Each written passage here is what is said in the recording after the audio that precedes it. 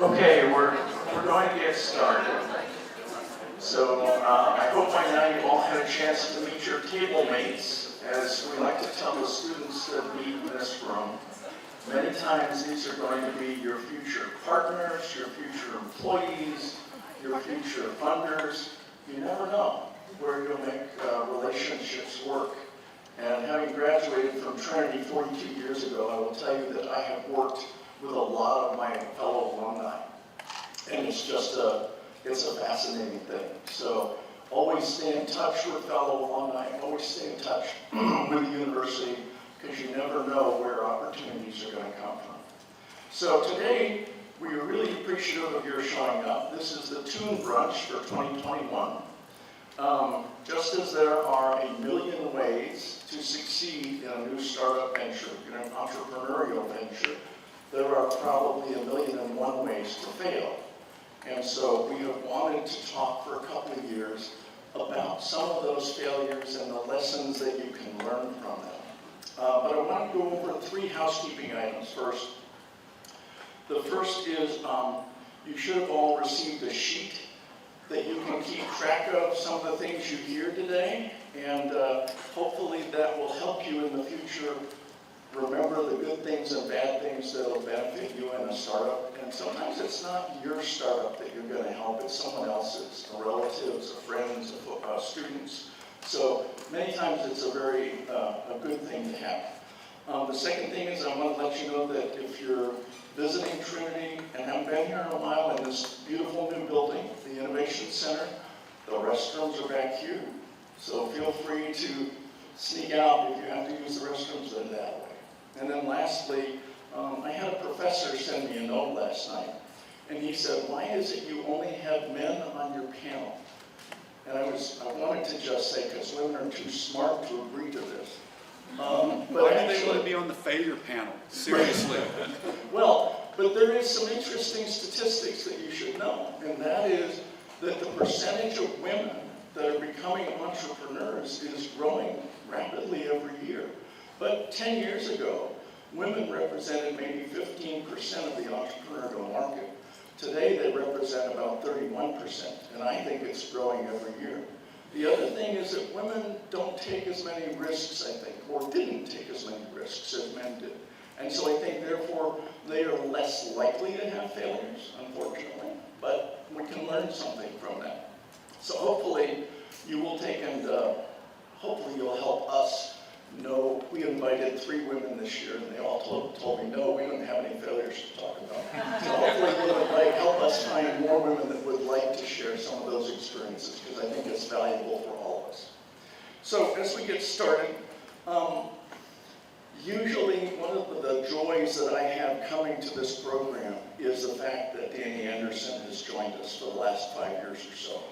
And Mike's not here, would you like to say a comment about Danny not being here? Got it right. Yesterday, Danny Anderson suffered a fall, and he was taken to the Metropolitan Hospital. He's come back. He's had some stitches. He looks pretty rough. You know, I told the group last night that when I stopped by to give him a bottle of wine and a couple of steaks, which I think is the curative to everything. I looked at him and he just looked terrible. He says, "Herb, I have to come to the presidency." And I said, if you come, people are going to think that I was overzealous in trying to keep you here. So please don't. But he is going to be fine. He ended up being at the block party last night, but he was not able to make it this morning. Thank you. So please send your good wishes to Danny, and I think everyone knows he's retiring at the end of this academic year. We are going to miss him greatly, and we want him to know that we appreciate him. So I'm also pleased to have a member, well, I don't know how you introduce her, but entrepreneur, philanthropist, board of trustees member, past chair of the board of Trinity trustees, and personal friend, Herb Stunberg, with us today on our panel. And I think you'll have a story you'll find very fascinating. So welcome, thank you for coming. I'd like to introduce Jake Gray. Jake is our new entrepreneur in residence. familiar face around Trinity, but we're glad to have Jake join the esteemed crowd of entrepreneurs that have come back to help Trinity. And at this time, I'd like to ask Luis Martinez to come up and say a few words about the program and update us on what's new and exciting here. Thank you so much, Chris. It's such a pleasure to see you all here. Luis Martinez, Director for Innovation and Entrepreneurship here at Trinity. Thank you so much for showing up on Sunday morning. I know even at 11:30, it's sometimes for many students and alumni an early call. So thank you for being here. We're thrilled to have you here, so thank you. I'm happy to let you know a lot of interesting points. Point one, we are now celebrating here at Trinity Entrepreneurship something like our 12th, 13th year, which is super exciting. We are now well into 10 years of entrepreneurship hall. Our e-hall students in the room, please raise your hand. That is a residence hall for students that are interested in entrepreneurship that join us in the first year, which is super exciting. We're thrilled to have so many alumni back for this event. We really could not have a center and these activities without you. Vic in the back, say hello, Vic, is an example of some of our alumni who have gone on and not only become founders, but are part of a prestigious postgraduate program known as Venture for America. So Vic can tell you more about what's it like to be a Venture for America fellow and the experience that he's had. We've had some incredible alumni who've had some wonderful success stories, not necessarily failure stories as well. It's great to see Dan here in the audience as well, and the great success that he's had. Have Cole here in the room. Please, if you're a student, you should go and meet these people. It's a really incredible opportunity to meet some incredible alumni that are taking and doing great, amazing things. Two quick shout outs, really quick. None of this and the work that we do at the center could be possible without our amazing team at Trinity Entrepreneurship. Our first shout out is to our great student workers. So our student workers in the room, raise your hand. I see you.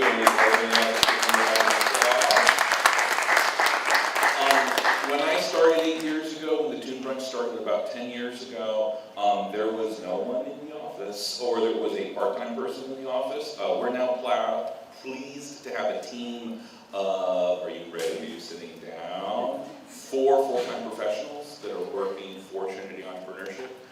Starting with our brand new newest hire, he literally started 6 days ago, Tom. Our more senior recent new hire, we've got Liz over here, she's in charge of events.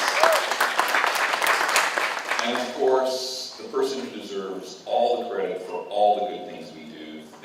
None of this could happen without the incredible Carbonara man.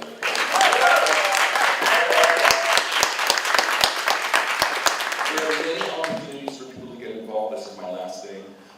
If you have got time and talent, we're so interested in having you as an alum to come back and tell your story, share your story with students, come back and be a mentor. As part of our mentor mentoring program, there's a flyer in that as well. Obviously, also, when Trinity calls you for money, we'll be happy to take your money too. So please indicate entrepreneurship is where you would like your gift to Trinity to go to. But more importantly, it's your presence and your attendance that's really critical. So thank you for coming to the Brunch. Thank you for being in front of our students. It's because of you. We're about to announce this very soon. It's because of you that Trinity was designated one of the most outstanding entrepreneurship centers in the world.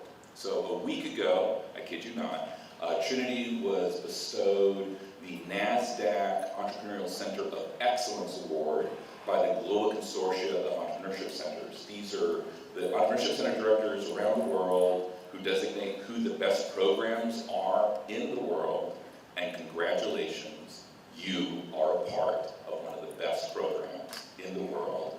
Trinity Entrepreneurship, winner of the 2021 NASDAQ Entrepreneurial Center of Excellence Award.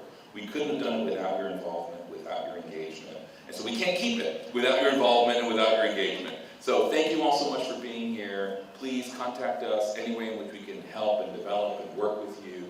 We're excited about making that happen. Thank you. Thank you, Dr. Martinez. It's always great to hear all the latest updates and see what's going on. And speaking of the latest updates, just this past week we had the Sumber finals competition And we're pleased to have one of the winners of the Team Micro Lab here with us. And so I would ask Josephina if she would come up and tell us a little bit about her company. I promised I wouldn't make her talk for half an hour, so only a minute or two. Josephina.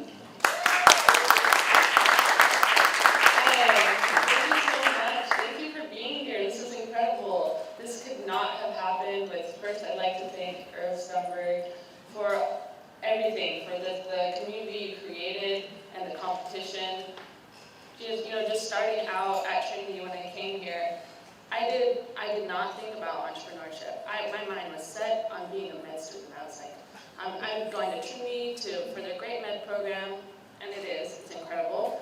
But throughout the past 3 years, I've just learned how you can grow, you can change your major, and it's all right. And so when I started, I was, a chem student, and I was like, okay, I need to join a lab. So I joined Dr. Davis's analytical chemistry lab here at Trinity, and I really enjoyed the science and behind it. But my mind just wasn't there. I was like, I don't know if I want to stay in a lab for the rest of my life. That's what I was thinking when I was like, oh, I'm going to be a chem major.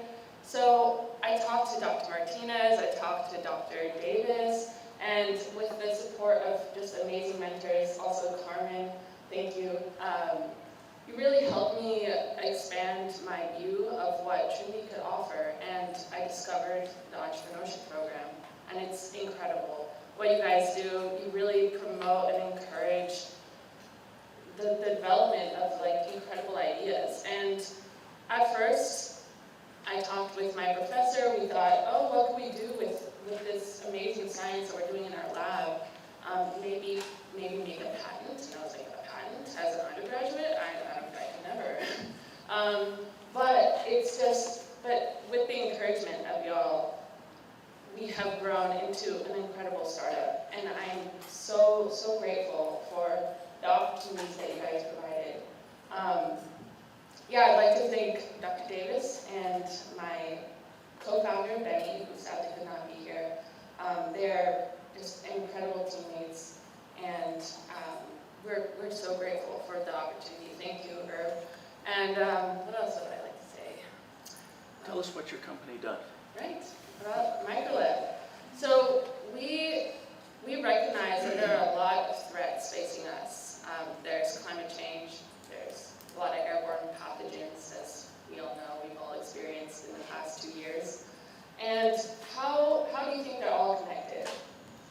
In our lab, we and other research, of course, from all prestigious universities, the University of Colorado Boulder, there's UC Berkeley, they discovered that they were all connected through aerosols. And aerosol research is relatively new. And there's not much known about it, and we were trying to figure out why. Why do we not know a lot about how viruses can be transmitted? Why do we not know a lot about climate change? But we discovered that aerosols are the key player in all of these threats. And so we figured out that we manufactured a device and developed a device throughout the past 3 years at Trinity. My professor, Dr. Davis, and I, we created a device that you can analyze aerosols with. And through that, we figured out we could patent it. We could try to make a business. We know that this is a product that is needed out there, and it can solve so many problems. And like I said, it's not just viral pathogen research, but it's also climate change. It's also medication development when you think about inhalers and all of that. And so there's just so much opportunity and so many issues to solve revolving aerosols. And we created and are trying to commercialize this instrument to analyze aerosols in the lab. Yeah. So that's what we do, and that's what we're hoping to do when we graduate. We want to really seek out the labs that are trying to do this vital research. They're just this is the key to our future, and so we would like to really contribute to that. Yeah.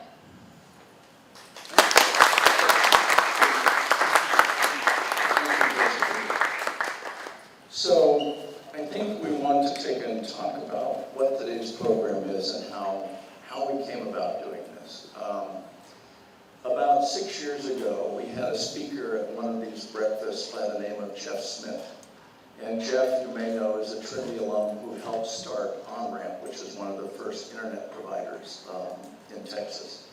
At the end of his speech, we always invite participants to come up and talk to the speakers and things like that. And this young woman, who was an alumnus, came up and she almost started crying. And I asked her if she was okay, and she said, well, you're talking about successful businesses. And I have started 2 businesses, and both of them failed. And Jeff and I kind of looked at each other, and Jeff tried to gently say, well, you do know that the statistics are that 80% of new businesses fail. But you are now 40% down. Think of how, you're almost getting to the successful one. And so I would love to see her back one of these days so that we can check in how she's doing. And by the way, you'll notice there's a lot of alumni that are successful entrepreneurs that are not here. Most of them, when I talk to them, say it's because they're too darn busy. But I bring greetings from Steve Smith in Chicago, who just got his 2nd round of funding, and he was listed on the NASDAQ board. He's on his way to being a $100 million company very soon. And he started his roots here at Trinity and credits the entrepreneurship program. So we wanted to take and address this young woman's concern about how do you take and overcome failure, and what does failure look like. And I'm pleased to tell you that a new study by the SBA says that as of this year, the failure rate for startups is down to only 66%, which I credit with education and technology, which Trinity is helping towards. But I'd love to see it go down to 20%. I mean, I really would like to see failures in startups be very low, but we're getting there. So, without any further ado, I'd say that we are going to start. We have 3 speakers that you can see on the board. Diego Trevino graduated in, I think, 2017. 2017. And Diego was one of my students, and he, as you can tell from the hat, he's a little crazy. He's a lot of fun. He started 4 businesses here at Trinity, and I think he has a great story to tell about failure. The second speaker is Herb Stunberg, who started the Sumber competition in honor of his father, who was a great entrepreneur and continues to do a lot of great things in San Antonio. And Herb has, of course, contributed greatly to the Board of Trustees here. I am going to contribute a few stories of my own, and if we have time, a few that I've been given permission to share from alumni. And then we're going to ask if you have any questions. So hopefully there'll be some lessons learned, and hopefully you'll be able to go out a little bit more able to handle failure. And so that's where we'd like to start. So unfortunately, Diego had a family conflict come up, but he has sent us a video. So Carmen, if you wouldn't mind sharing. Hello, Toon. My name is Diego Trevino. I am the CEO and co-founder of Creative Disruption. We are a company focused in helping American businesses manufacture in Latin America. I graduated from Trinity in 2017, and I had the great fortune of launching 4 startups while being a student. This means lots of different types of stories, right? Now, before we get into my professional career and some of the learnings I might have had, I want to take a brief moment to thank my personal mentor and dear friend, Chris Warren. It hurts me big time to not be able to be present today, but I think it's important to acknowledge the huge contributions that he's had, not only for the Trinity ecosystem, but for young entrepreneurs all around the world. I can definitely contribute a big part of today's success to my early inspiration brought by Chris and his ability to really teach me on how to take risks while also being able to pursue what would be my dream life. So I'd like for us to take a quick second to give my man Chris a quick round of applause. Now, I think it's important to talk about the word failure a little bit. Failure is a very tough word, as British author Simon Sinek would say, because it is like the word cancer. You might have a stage 4 liver cancer in one hand, or a minor melanoma with a 99.9% chance of survival in the other. They are both categorized as cancer, even though they're not the same thing. In this same sense, obviously failure can be extremely catastrophic, or it can be a mild hiccup. Failure is something that we want to avoid, but falling, in the other hand, is something that should be incentivized, especially in the entrepreneurship community. Why is this? Because the only reason you might be falling is because you're breaking boundaries, you're taking risks, and you're really getting out of your comfort zone, therefore increasing your likelihood of future success.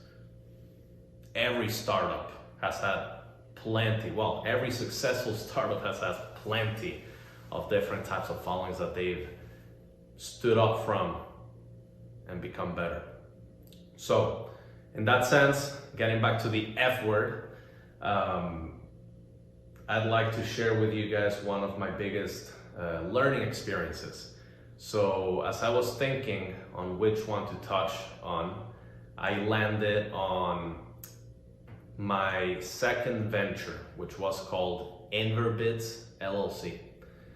Inverbits was a cryptocurrency fund that was focused on allowing Mexican companies and individuals, as well as Texas individuals, on investing in a cryptocurrency fund while not having a lock-in period.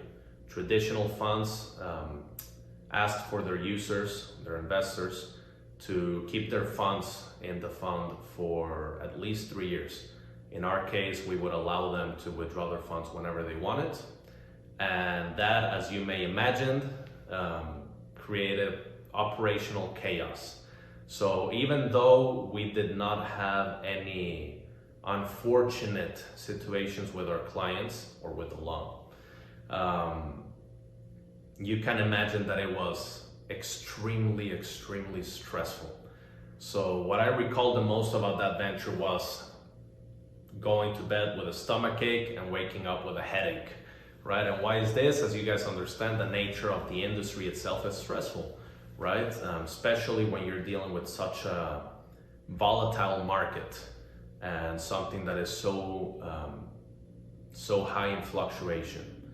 So in that sense, after 1 year of operating, we made a decision that it wasn't necessarily the life that we were pursuing. It was not sustainable. We were starting to lose hair and stuff.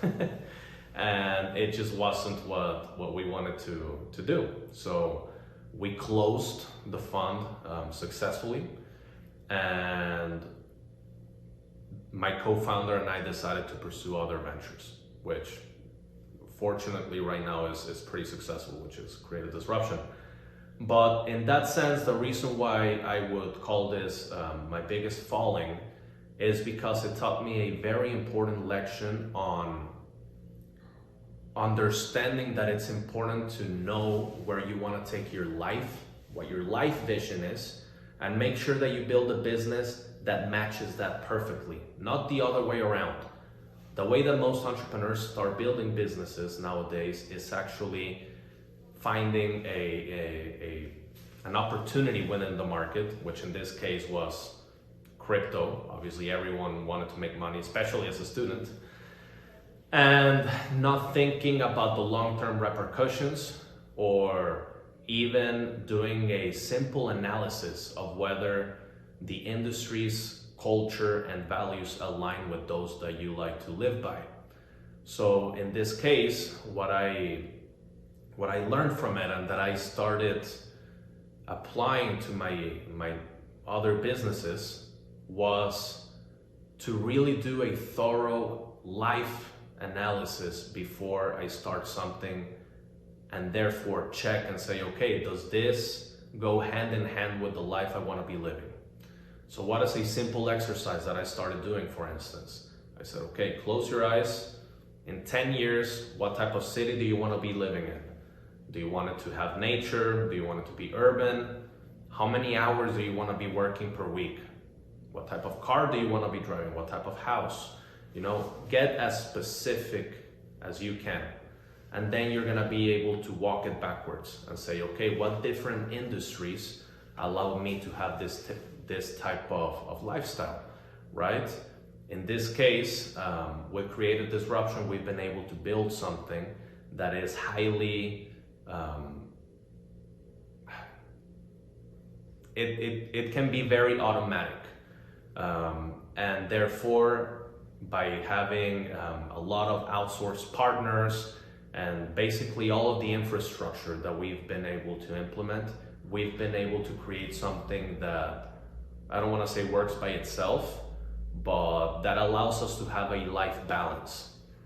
So in that same sense, I could say that all of the different entrepreneurial experiences that I had while at Trinity and afterwards led me to truly understand that it's important to, once again, match your business to your personal life, not the other way around. Why is that? Because again, if you do the other way around, you're gonna end up creating a business that, even though might be successful, will not necessarily make you happy. So that is my personal falling experience, and that I think is very universal for any entrepreneur that wants to make sure that they build something sustainable and that allows them and their families to be happy.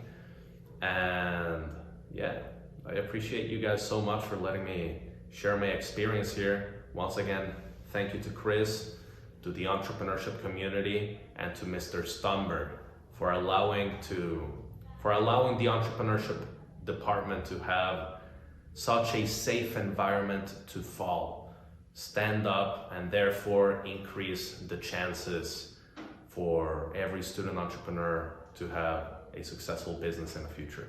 I really hope I can be able to create the same effect that you guys have had on previous students such as myself. So, big hug to the whole Trinity University network of entrepreneurs, all the way from Austin, and I hope that you guys are having a fantastic alumni weekend. Bye-bye.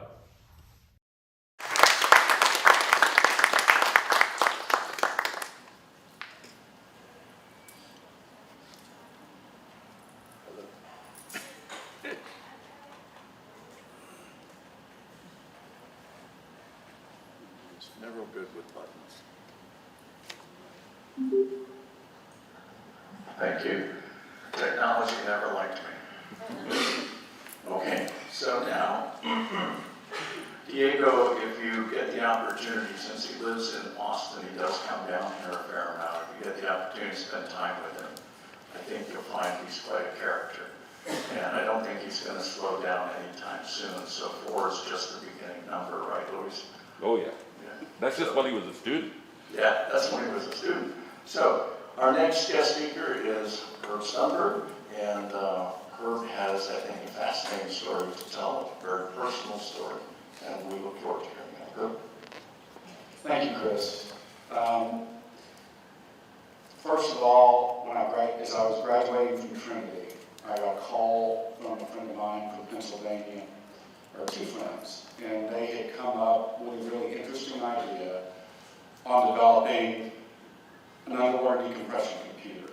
For those of you who don't dive, the computer will tell you how long you can stay under the water without having to decompress. And decompression is caused by your body's absorption of nitrogen, and if you move up too quickly, it will bubble in much the same way as you take a Coke bottle and you shake it and you set it there, it looks fine.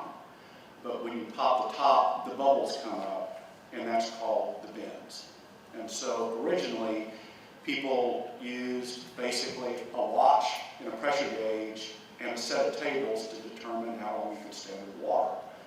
But we come up with an idea that here's an algorithm that mimicked the body's absorption of nitrogen, and we would take away a huge amount of time and make diving a really easy thing.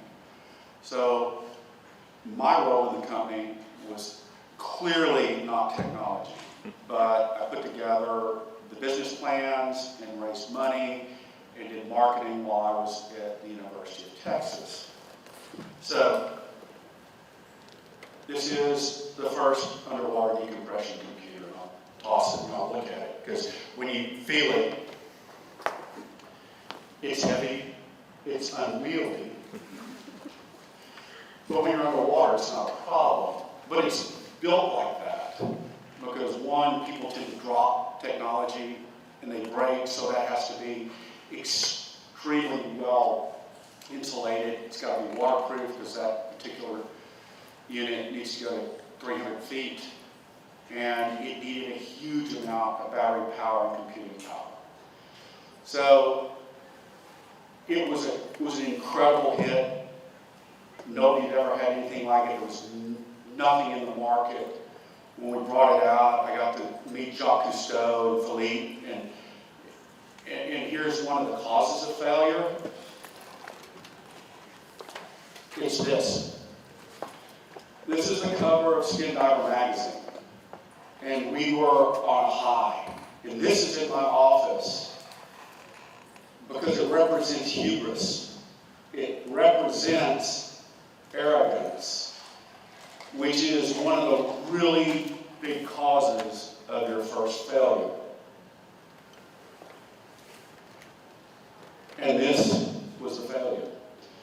What we decided to do, because of new technologies in plastics, this is ABS plastic, and technologies in circuit boards.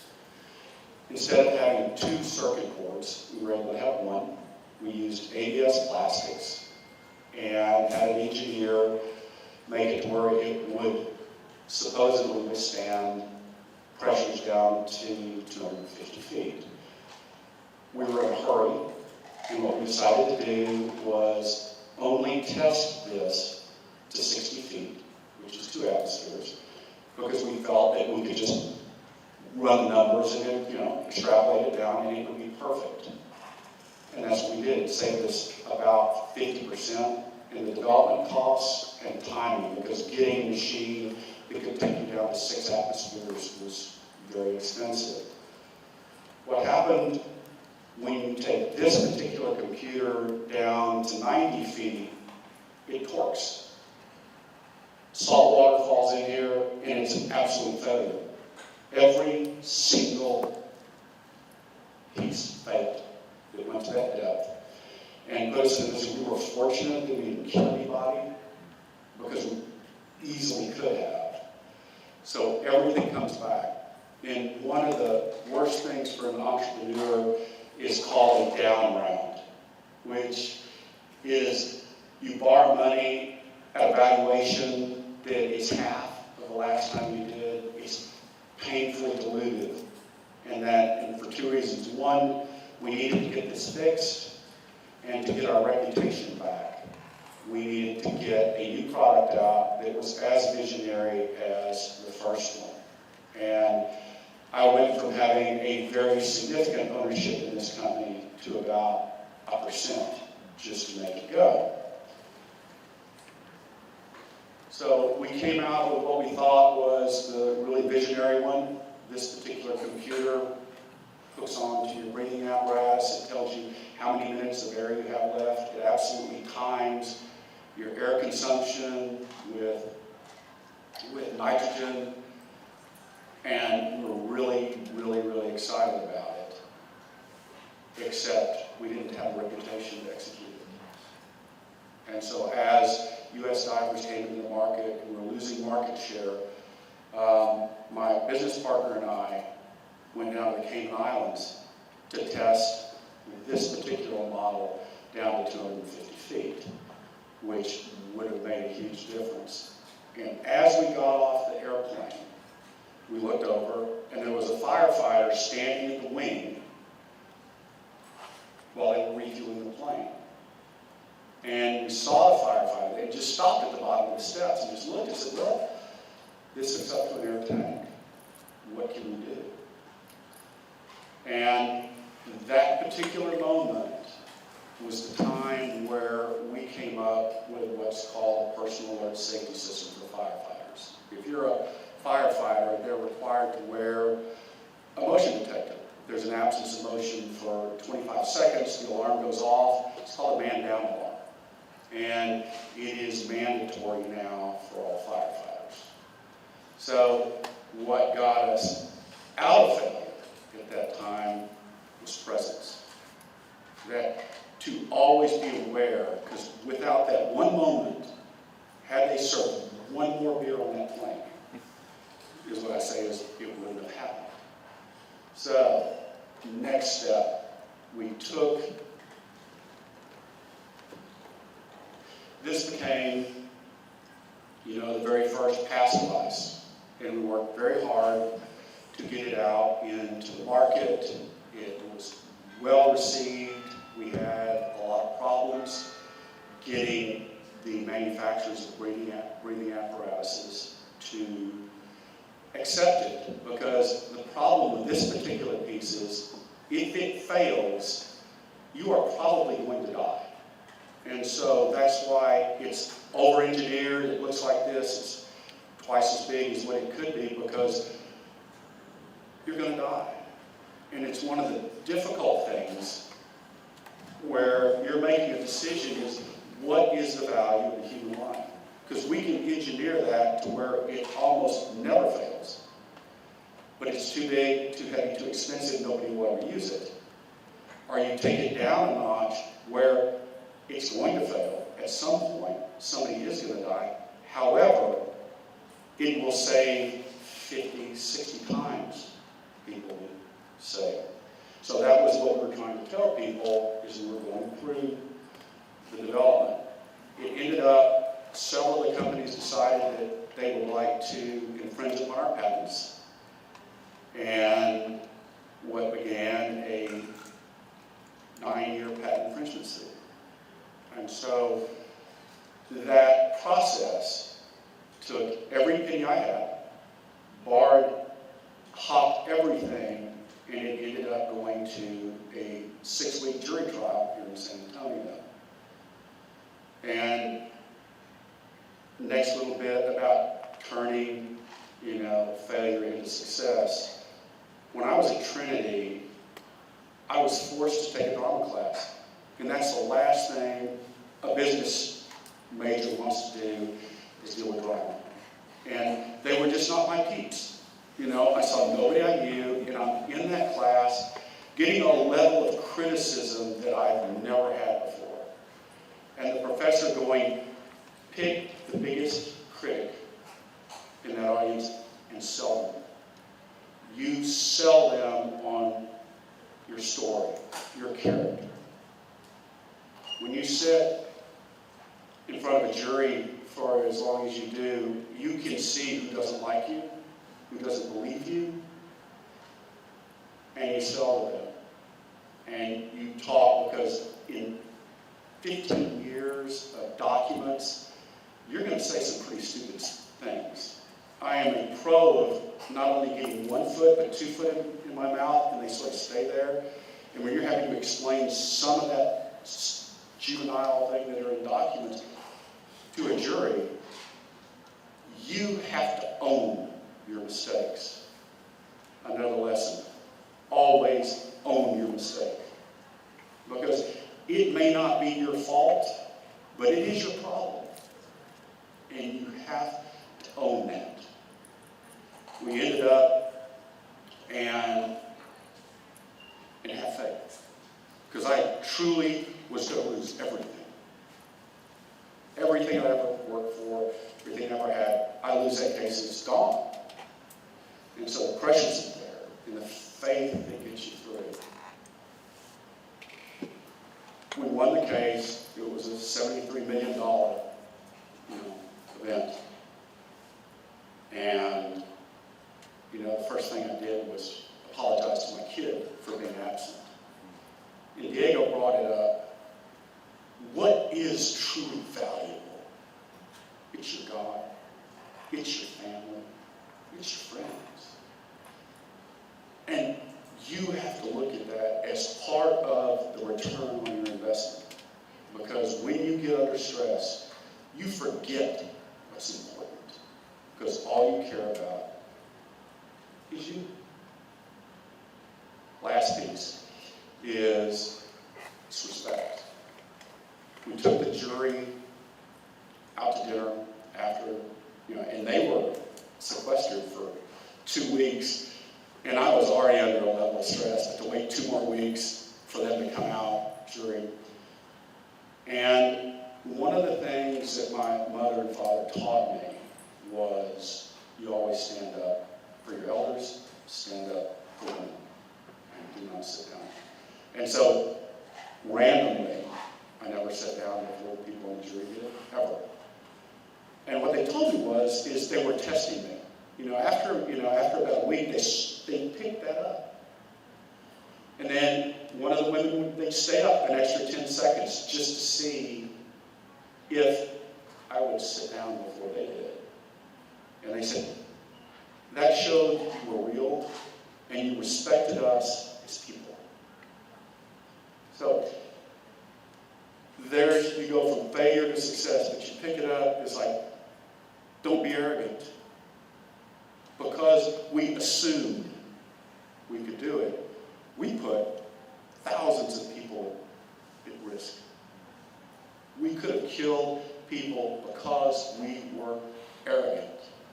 And that stays in my office for that reason. It's not because of what we invented. It was a failure of character. Second, be present. Be present around. And you'll see things that are not there or should be there. Own it. You're going to make mistakes. Own them. People will respect you if you own them. The second you blame somebody else for a problem you created, you've lost respect. You can't get that back. Just own it. And then respect. Just respect others. So, thank you.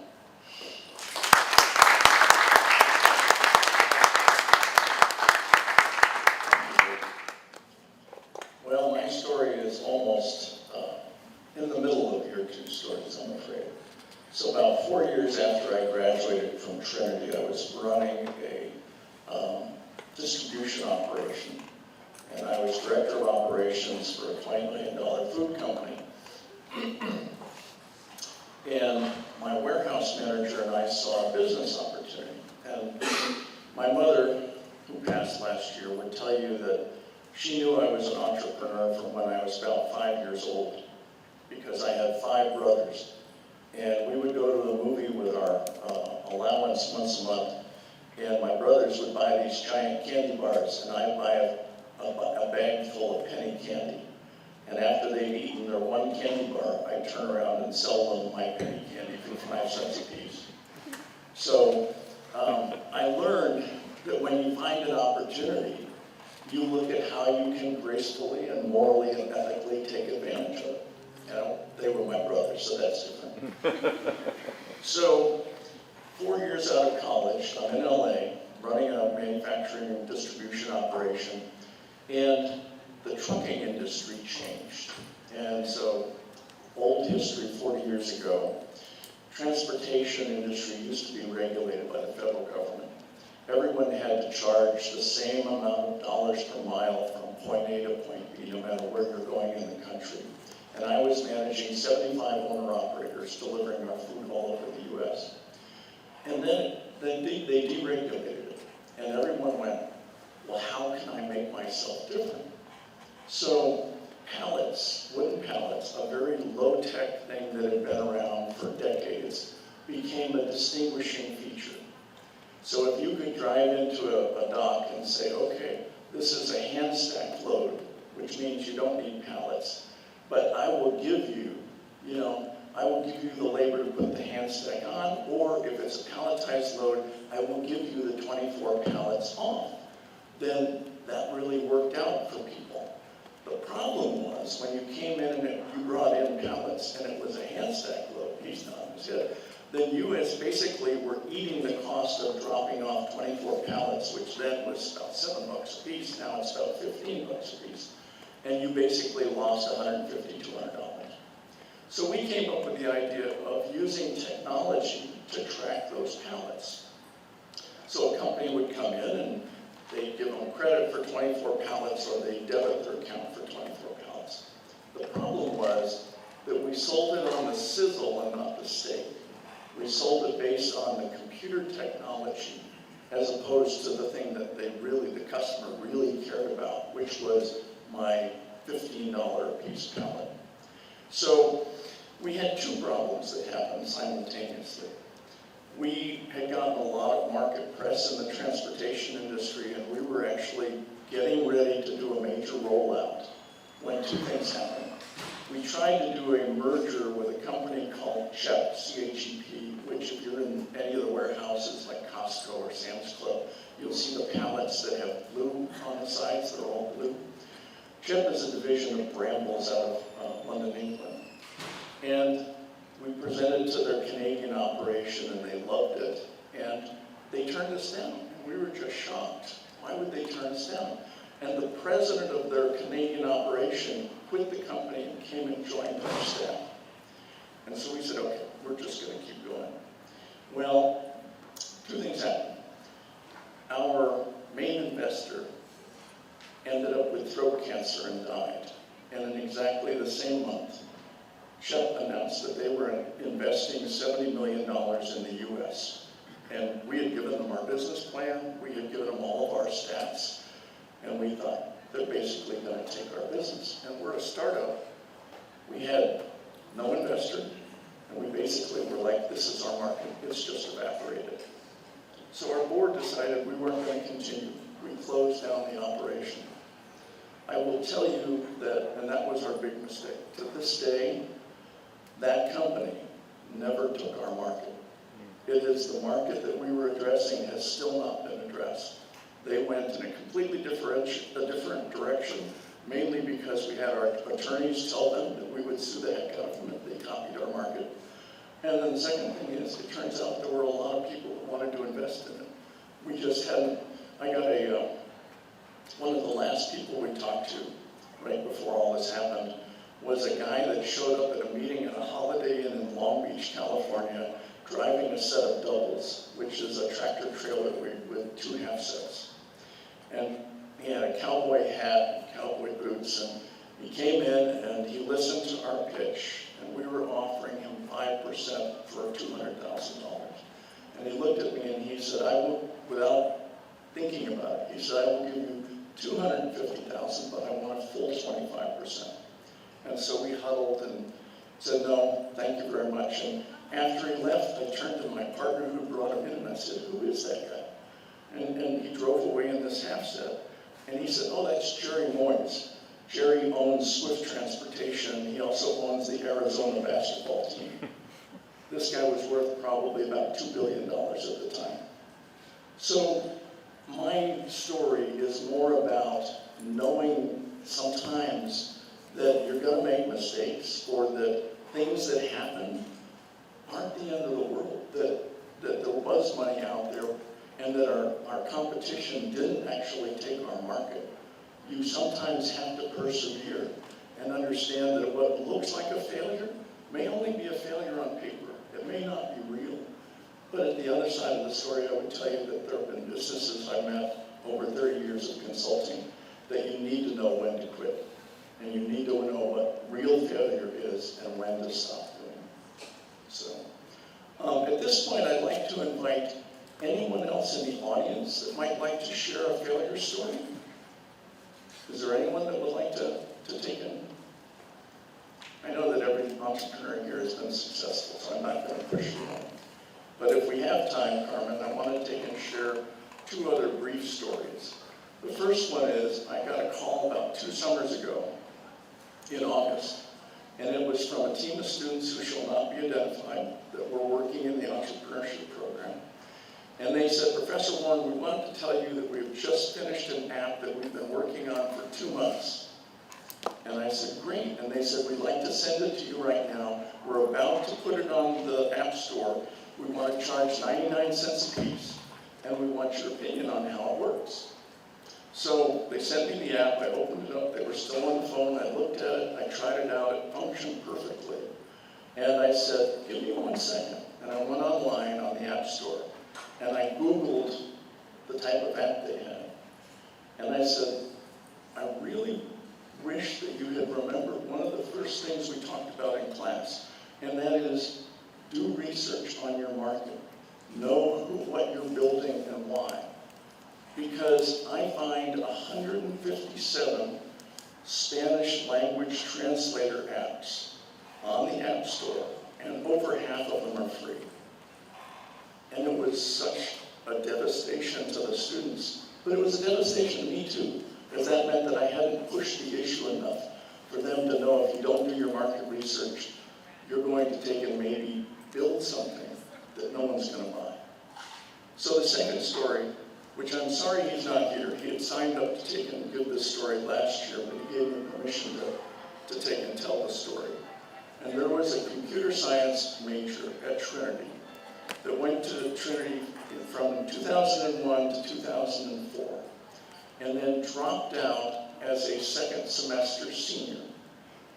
So he didn't graduate from Trinity, but he spent 3.5 years in computer science. And I was talking to Paul last night and said, do you remember this guy? He goes, vaguely, but this very intelligent guy was alive. Of course, everyone I think knows Google started in 1998, 99. And around 2000, Google came out with something called AdWords. And AdWords were where you could put advertising on websites. Now, Trinity's computer department was promoting the heck out of how to build a website. So this kid built hundreds, now a 30-some-odd-year-old young man, built hundreds of websites and threw advertising after advertising on them. And to hear his story, he originally started on campus getting checks for $50, $75, $150 a month for his AdWords. Then it went to 1,000, then it went to 5,000. And as he tells the story, and entrepreneurs always do tend to exaggerate a little, but he tells the story that when he hit $10,000 a month, and I checked this out with Academic Affairs, he dropped out of Trinity his second semester of his senior year because he figured he was actually making more money than any of his professors. What he did after that was he rented a house in Almost Park, which became a party house, and continued to run his business from it. And you may know this guy. And he was sitting there making so much money. He was making a couple $1 billion a year on that and new businesses that he was just living the dream. And then tragedy struck. One of his employees came to him with a terrific idea to him. And you tell me how you think this is terrific. The idea was the employee's wife was actually going to the police websites in San Antonio and scraping the names of all the pedophiles in the community and selling them as a list of pedophiles in your neighborhood at the local stores and gas stations. And they said, can't we automate this? And he said, yeah, sure, we can put this online. And people will pay us online, $5 or whatever, to know who in their neighborhood is a criminal. So this is where it got dangerous. He did that, and he started getting calls from the local police departments. And they said, you're putting names out there of people who haven't been convicted yet. These are just people that have been arrested. This is kind of trouble waiting to happen. He said, oh, no. To compound that, then he advertised that if you're a known pedophile and you want to take your name off my list, I'll let you do it for $79. And so, to make a longer story short, he ended up with 105 lawsuits against him. And Google canceled all of his websites. Everyone kicked him off the internet. And he spent the next 3 years basically fighting lawsuits in court. Now, I think you can see several things wrong with this scenario. Things he shouldn't have done, things he should have thought about. If he probably had a board of advisors or some mentors that would help him. In the end, he only lost one lawsuit because what he was doing was scraping data off public data basis that allowed him to do that. And the courts found that he wasn't doing anything illegal. The one he lost was because he didn't file the legal paperwork in a timely manner. So there are many, as I said at the beginning of this program, there are probably 1 million ways to have a successful business and 1,000,001 ways to have businesses that fail. It's a matter of what you do, how you make decisions. And I'd ask Carmen, if she's still here, Carmen, if you would hand out, I sat down at breakfast the other morning and wrote down some of the ways that I thought when I've talked to students or when I've worked with businesses have made sense to me as to the sheet you have. It's similar to that, but I've given you some of my top ways that you should look at. So at this time, I'd like to ask, do you want to have any other reflections? Anything else you'd like to comment about your business? The only thing for you students, Jay, Chris, the greatest gift as a student you can have right now is your EIR, and here's the reason. If you want to call Jay and you're like me for consulting, or if I call Chris, it's $500 to $750 a month. But not for students. However, they made an incredible sacrifice professionally to be here, because we don't pay them that much. It is a labor of love and the ability to give back. I mean, you look at Cole, who, a professor here, I know what adjunct professor made. I also know what he costs to rent him. So, and give me a go yet, but I assume it's pretty high. But that is wonderful. And the sacrifices, thank you, and thank you, Chris. So, Thank you. So are there any questions from the audience before we close? Because I have a few final comments. Anybody have a question? We did that good a job. Cole's got one. Yes, Cole. Not a question, more just following up on the failure stuff. And just want to encourage all the students here to fail. I really believe it's part of the process of learning and doing entrepreneurship. And so I'll share one quick embarrassing story, because we get a lot of students who come in and it's students want to do what they know, and so it's how do you, we make a joke where it's I think there's a small joke that we make a lot of times that, what do we say, every student wants to start a startup, but how do you get drunk cheaper and faster? That was exactly me. So to let you all know that cards on the table, that was me when I was a sophomore here. It was literally a company called Hype Night. Still have the domain name, super stupid. But we tried to start it. We got accepted into an accelerator. Me and our roommate, we're building a business, and it was an epic failure. And but what I will say is that I learned so much in that process. So I want to encourage you all, as scary as these stories are, and it's definitely a scary venture to start a business. It's totally worth doing, even if you fail, quote unquote fail, as Diego called it, falling. I just want to encourage all students to go out there and do it, take that next step.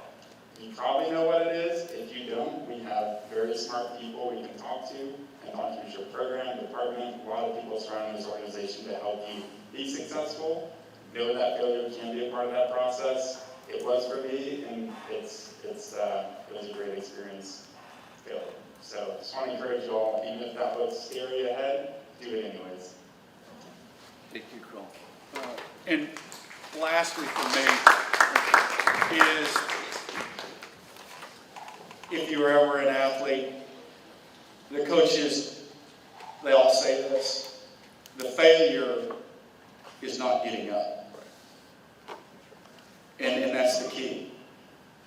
The dive computer wasn't successful. It ended up, but it wasn't a failure. Get back up. And it hurts, and the ego bruise is terrible. But it's just your ego. And Trinity is one of those unique places, and this is the reason I have talked about many that as students, you can fail here and fail several times. And I can tell you some horror stories you'd be amazed at. But it's a safe space to fail without risking your life savings or your parents' retirement income. I mean, one quick aside, I had a student call me a couple of years ago and say, so hypothetically, I have a friend whose parents want to take all their retirement money and put it into crypto. What do you think? I said, I'm not the one that asked. But I'd say no right now. Now I think I wish I had said yes, because Bitcoin's a little bit better than it was a couple of years ago. Last comments, I would say, there is no bad time to start a business, but there are bad businesses to start at certain times. And if you look over history, there's a lot of companies that have gone in and out of phase. You just have to look and see which ones are good for you and what ideas you have that use new technology. This is an amazing time to be alive. There are currently, I looked up the numbers this morning, there are 36 flying car companies in the United States. There are 262 new space-related companies. There are 3,791 robotics companies. I mean, the opportunities of what's going on and what's happening right now is just amazing. So anybody says there's nothing new to be invented or no business that's new to be started, that's not true. There is just so much you can do right now. So lastly, I would say thank you for coming. Continue to support Trinity. Continue, please, to support the entrepreneurship program and go out there and innovate. Thank you very much.